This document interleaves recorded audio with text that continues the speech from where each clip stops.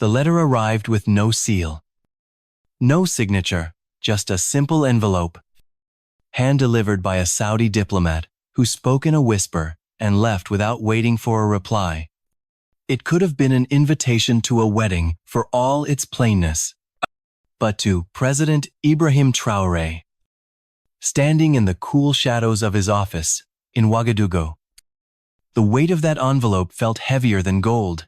Inside, a single sheet of paper, short, polished, and sharp. His Royal Highness, Crown Prince Mohammed bin Salman, invites you to the Riyadh Vision 2035 Forum. Attendance is expected. Not requested. Expected. Traoré's eyes moved over those words again. Expected carried the sting of a command, and the mention of a private summit on Pan-African development that wasn't diplomacy. That was a test. He stepped toward the wide window, the afternoon sun painting the city in hues of dust and gold. Down on the street, a barefoot boy struggled under the weight of a bucket, brimming with water, his small frame swaying, his steps steady. The boy's burden looked honest, far more honest than the gold-plated handshakes that often came with such invitations. The office door opened. His advisor, Marie, entered quietly. "Shall we decline?" "See ya." He didn't answer right away. His gaze was still fixed on the boy below. He thought of the weight the child carried, real, physical, and unpretentious. Then he thought of the weight hidden inside that envelope, offers wrapped in courtesy, but tied with strings strong enough to pull a nation off course. Finally, he spoke. "No," he said, his voice low, almost calm. "We'll go, but not to obey." Marie studied him for a moment, searching his face for a hint of doubt. There was none. She left without another word. Traoré turned back to his desk, the letter lying there like a challenge, waiting to be met. He knew what Riyadh would look like: lavish halls, golden pillars, and words dressed as promises. He also knew the real conversation wouldn't happen in front of cameras. It would be behind closed doors, in quiet rooms where power smiled with perfect teeth and wrote in ink that never faded. But he had already decided. He wouldn't be going to kneel. He would be going to listen, to measure the man behind the invitation. And if the moment came to speak, and if that moment came, he wouldn't whisper. 3 days later, the presidential jet sliced through the Arabian sky, its shadow gliding over a sea of sand. As the wheels touched down in Riyadh, the shimmer of the city rose ahead like a mirage, grand, impossible, and deliberate. From the moment Traoré stepped onto the tarmac, the message was clear: "You're in our house now." A convoy of black SUVs swallowed him and his delegation, speeding through spotless avenues lined with palm trees lit from below. At the gates of the forum, gold-plated pillars stretched toward the sun, draped with silk banners bearing words like stability, progress, shared leadership. Cameras swiveled. Photographers shouted in different languages. Inside, the air was cool, scented faintly with incense and ambition. Crystal chandeliers blazed overhead, each one worth more than the annual budget of a rural hospital back home. The floor gleamed like water under the lights. And at the center of it all, Saudi Crown Prince Mohammed bin Salman stood beneath an enormous LED screen, flashing visions of future cities and endless wealth. Leaders from across Africa mingled under that light, their suits sharp, their smiles fixed. Some sipped tea, others leaned in close for hushed conversations. But what struck Traoré most was the silence beneath it. all the unspoken agreement not to disrupt the performance. When he entered the grand conference hall, heads turned, cameras clicked faster. MBS's smile widened. "Ah," he said in flawless English. "The revolutionary himself. Traoré gave a politinod. I came for a conversation, not a coronation." The crown prince's laugh was soft, practiced. "Then let's talk. My friend, we have a continent to shape." The long table was set like a banquet of power crystal glasses, gold-plated forks, plates the size of shields. Traoré took his seat among president, ministers, and technocrats from every corner of Africa. MBS began to speak, his voice smooth, his words wrapped in generosity, partnership, guidance, investment. He painted a vision of an Africa, steered by experience, their experience. His glass rose high.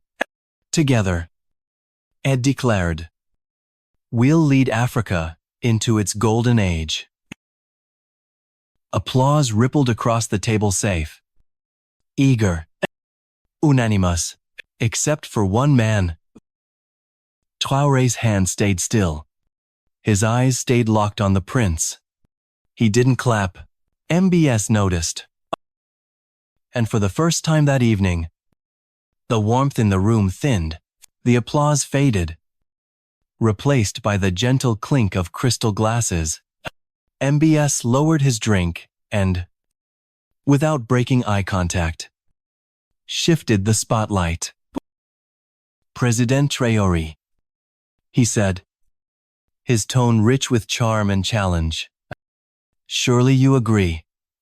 Africa benefits when guided by those who have already built greatness. Your country could thrive with our investment, our infrastructure, our know-how.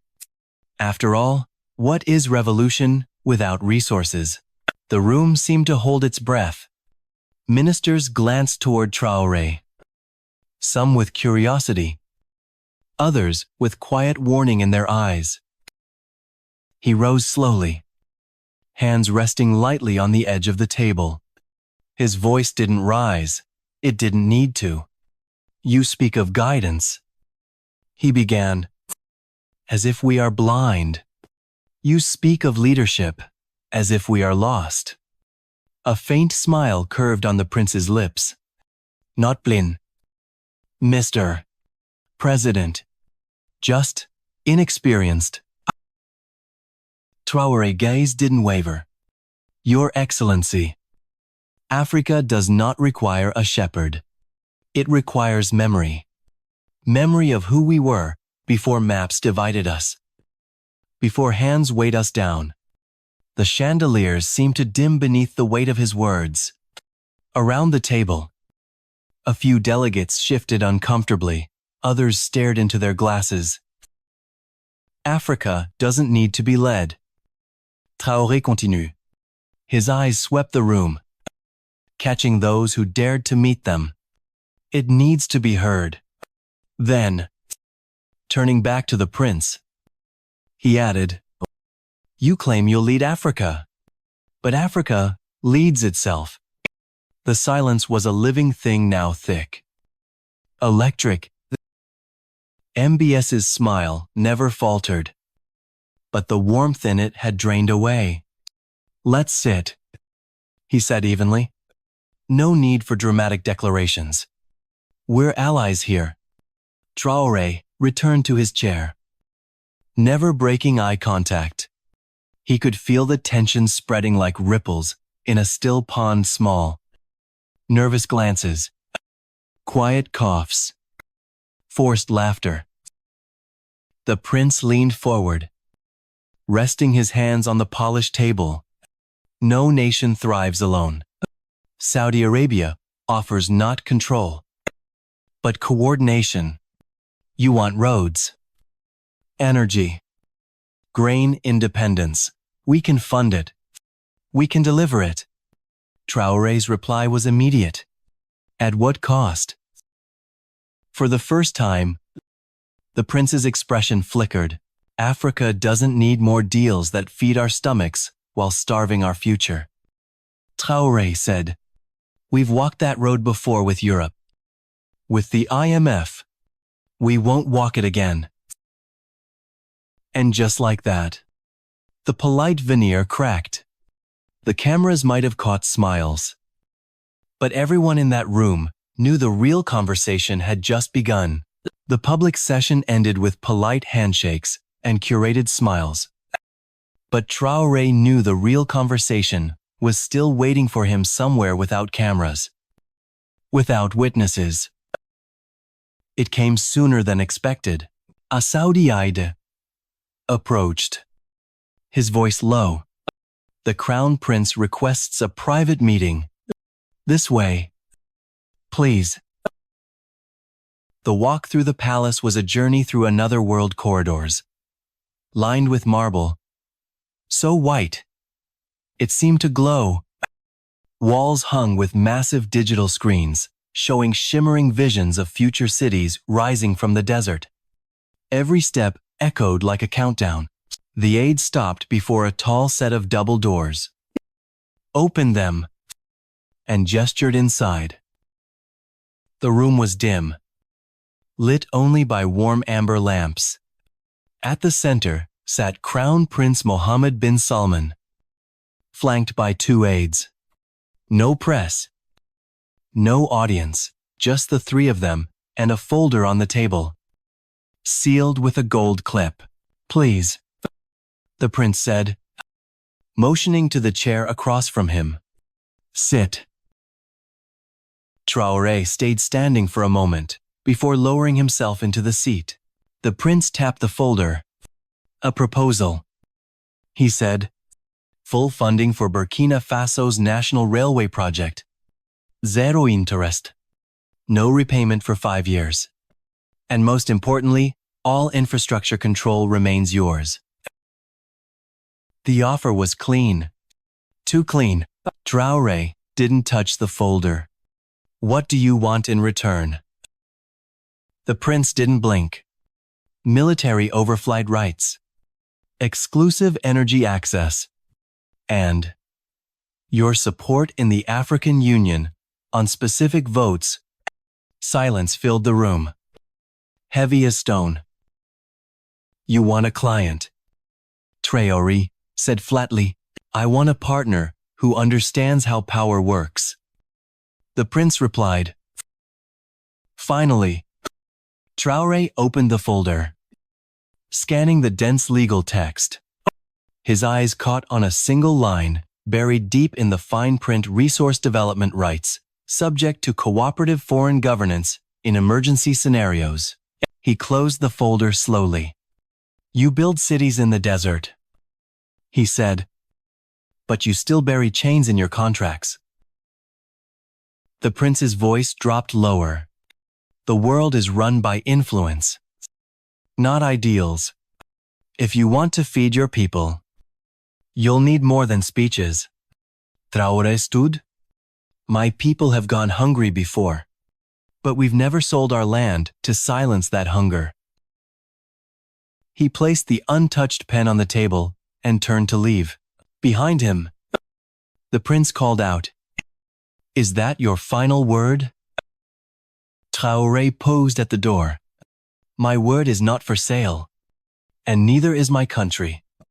And with that, he walked out, leaving gold on the table and a storm in the room. The night after the meeting, Riyadh's skyline glittered like a field of stars. But inside Traoré's hotel suite, the air was thick with something else: unease. His security chief, Adama, entered without knocking, phone in hand, his face tight. "Mr. President," he said cautiously, "someone leaked part of your meeting with the Crown Prince." Traoré's brow furrowed. "The contract." Adama shook his head. "Your words." He pressed play. The shaky video clearly came from a hidden camera, but the audio was flawless. My word is not for sale, and neither is my country. In 6 hours, it had exploded across African social media. Millions of views, tens of thousands of shares. Hashtags sprouted like wildfire. Number, Africa leads itself. Number, not for sale. In city squares, from Nairobi to Bamako, people played the clip on their phones, nodding, cheering, sometimes crying. But admiration wasn't the only reaction. Across Arab media, another narrative formed. Commentators called him ungrateful, reckless, disrespectful to a host nation. One editorial snared, "Who does this soldier think he is to challenge a prince?" Back at the summit, the atmosphere shifted overnight. Delegates who had smiled at him yesterday now whispered in corners, measuring the risk of being seen at his side. Some nodded discreetly when he passed. Others avoided his gaze entirely. During a midday session, an older statesman from East Africa approached him. "You've made enemies," the man said quietly. "Powerful ones. If truth offends power." Traoré replied evenly, "It's not truth that must bend." The next announcement hit like a hammer. Saudi Arabia was canceling all bilateral meetings scheduled for the afternoon, including development talks with Mali, Senegal, and Burkina Faso. Adama leaned in. "Sir, they may go further. Economic pressure, political isolation." Traoré's eyes didn't flicker. "Let them try. My people know the difference between pressure and poison." That night, while Riyadh's elite dinners under chandeliers, something else was happening back in Ouagadougou. Thousands gathered outside the presidential palace, not for food, not for jobs, but in solidarity. They carried homemade signs, "Let Africa speak. We stand with the flame." Local radio stations replayed the clip on a loop. School teachers used it to start classroom discussions. A cafe owner taped the quote above his door with a handwritten caption, "Finally, someone speaks the way we feel." And in that moment, Traoré understood what had started in a closed room was no longer his alone. The words had escaped, and the world was listening. By morning, the phrase had taken on a life of its own. Africa leads itself. It wasn't just a line anymore, it was a pulse. In Bamako, spray painted in red across a crumbling brick wall. In Accra, chanted by a crowd spilling into traffic. In Nairobi, printed bold across white t-shirts sold in open-air markets. It was on radio talk shows, woven into music lyrics, even scribbled into the margins of school notebooks. Farmers in dusty fields spoke it between rows of maize. College students quoted it during debates. Across the continent, people weren't just repeating it, they were claiming it. In Ouagadougou, the plaza outside the presidential palace had become a gathering point.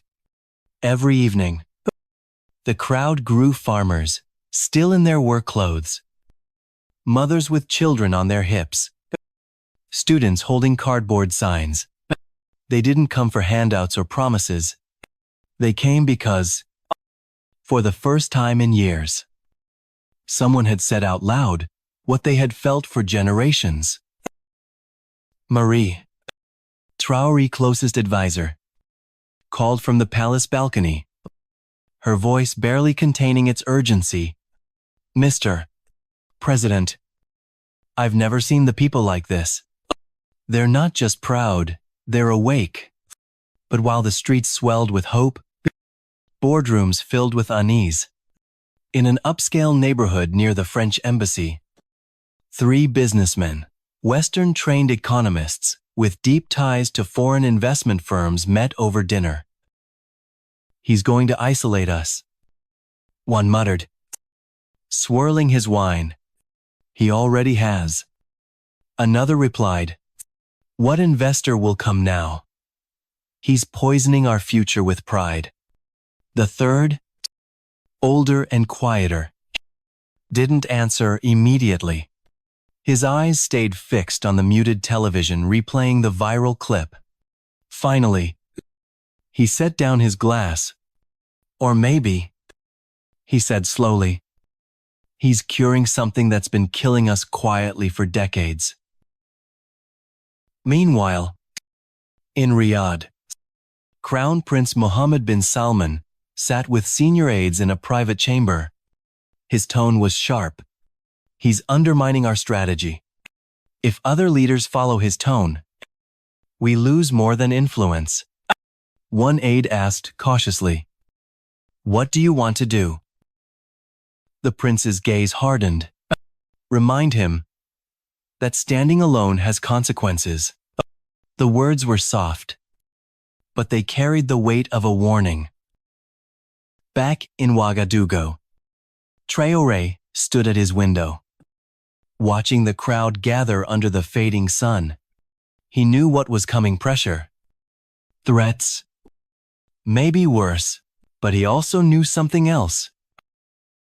The tide had turned, and no one, not a prince, not a palace, could turn it back without being swept away. The warning didn't come as a headline or a public statement. It came in whispers.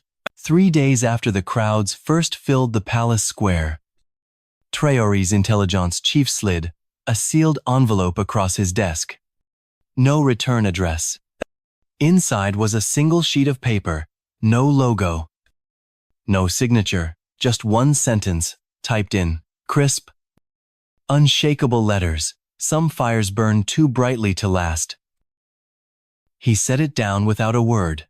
Later that afternoon, Marie stepped into his office, her expression strained. "We're getting calls," she said. "Some from friendly governments, some not so friendly. They're saying you need to tone it down, or you'll be left standing alone." Traoré leaned back in his chair. "I've stood alone before." But the pressure wasn't just diplomatic. In quiet corners of Ouagadougou, rumors began to ripple: stories of impending sanctions, of aid contracts suddenly under review, of unnamed officials meeting behind closed doors. The same ministers who had clapped him on the back days earlier now hesitated before walking into his office. And in Riyadh, the prince's patience was thinning. In a meeting with top strategists, he spoke plainly: "We can't allow this to become doctrine. If his message spreads, others will start speaking the same way. We need to destabilize him internally, discredit, divide." That night, under the cover of darkness, a private call was placed from a foreign number to a political operative in West Africa. The instruction was simple: find the cracks, widen them. Back home, Traoré sensed the change in the air. At a cabinet meeting, a longtime ally questioned the wisdom of provoking larger powers. Another suggested a more cooperative tone in future speeches. The words were polite, but the meaning was clear. Fear had entered the room. When the meeting ended, Adama pulled him aside. "Sir, they're testing the waters. They want to see if you'll bend before they push harder." Traoré walked to the window, looking down at the palace square. Even in the fading light, the crowd was still there, chanting, holding signs, refusing to go home. "They'll push," he said finally. "That's inevitable. But if I bend now, it won't matter how hard they push. I'll already be broken." The following morning, A diplomatic memo leaked to the press. 3 major investment agreements worth hundreds of millions had been quietly cancelled. The move was meant to sting, to send a message. Instead, it sent another kind of message entirely. They were afraid, and fear was fuel. The Riyadh Vision Forum was supposed to end on a polished note. A ceremonial panel about future partnerships Africa and the Gulf. The guest list was locked. The questions were scripted. The cameras were ready to capture smiles, handshakes, and carefully managed optimism. Then, at the last minute, the organizers got an unusual request from several African delegations. They wanted President Ibrahim Traoré on stage. The request wasn't really a request, it was a demand. And the organizers knew they couldn't refuse. When Traoré stepped into the bright wash of studio lights, the room shifted. Rows of dignitaries and ministers sat rigid. The Saudi delegation in front. The Crown Prince, watching from the shadows, the moderator. A British-born journalist flown in from Doha. Forced a smile. Président Traoré. You've recently made headlines. Would you like to clarify your position? He adjusted the microphone. I have no need to clarify, he said, his voice steady. I will repeat. The room stilled. Africa leads itself. The words landed with weight. Then he went on, his gaze sweeping the audience. For decades, we've been told we needed instruction, that our development depended on someone else's wisdom, that our future must pass through other nations' pipelines, plans, and pockets. He paused, letting the silence breathe. We've been offered aid with strings, investments with terms, partnerships built like cages. Several delegates shifted uncomfortably. The Saudi translator hesitated before continuing. I do not question the right of any nation to pursue its interests. Traoré continue. But I reject the idea that Africa must rent its future to finance its present. The moderator tried to interject, but he held the floor. I came here because I believe in dialogue. But dialogue cannot exist between a fist and an open hand. Gasps rippled across the audience. Camera zoomed in. Africa is not a prize to be passed between global bidders, he said, his voice rising just enough. It is a continent of sovereign minds, not auctioned loyalties. For a long moment, no one moved. Then a section of the audience began to applaud, soft at first, then growing. Others remained still, their expressions tight. The cameras caught everything. Within minutes, of clips of his words between a fist and an open hand. Not auctioned loyalties were rocketing through social media feeds around the world. Backstage, a Gulf official muttered under his breath. We should never have given him that microphone. But it was too late. The microphone no longer belonged to him. It belonged to millions. The plane touched down in Ouagadougou under a pale, early morning sky. From the window, Traoré could see them, thousands of people packed along the airport fence, spilling into the roadways. A sea of movement and color. They weren't there for a concert or a parade. They were there for him. As he stepped off the aircraft, the sound hit him like a wave chants. Drums. The roar of voices calling his name. But it wasn't the name President, they shouted. It was something else. Something new. The Flame. It had started online just days earlier. A nickname born from a single viral comment. He's the flame that won't go out. Now, It was painted on banners, written on the backs of t-shirts, even scrawled across cardboard in quick black marker. Farmers in faded work shirts stood beside university students in crisp white uniforms. Mothers balanced babies on their hips, clapping in rhythm with the chants. Elderly men leaned on walking sticks, tears streaming down weathered cheeks. Marie leaned toward him as they crossed the tarmac. "You've started something you can't stop now." "I wasn't planning to stop," he replied. From the balcony of the presidential palace later that afternoon, he looked down at the massive crowd. The square was so full, it seemed to breathe waves of people shifting and swaying under the sun. When he stepped forward, the noise surged. He raised one hand, and silence spread like a tide receding. "We are not against the world," he said, his voice carrying over the rooftops, "but we are done being beneath it." The roar that followed shook the air, but not everyone in the crowd had come to celebrate.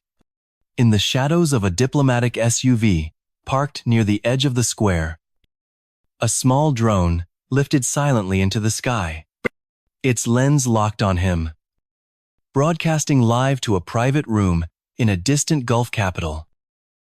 An operative watched the feed, muttering under his breath, "He returns a hero." But heroes are mortal. That night, in a quiet corner of the city, a secure phone line buzzed. A foreign voice spoke to a local contact. "We may need to destabilize him, discredit, divide. His story can't become doctrine." Back at the palace, unaware of the conversation but sensing the storm ahead, Traoré stood alone in the darkened hall, the chants from the square still echoing in his ears. The flame had been lit, and there were those already plotting to put it out.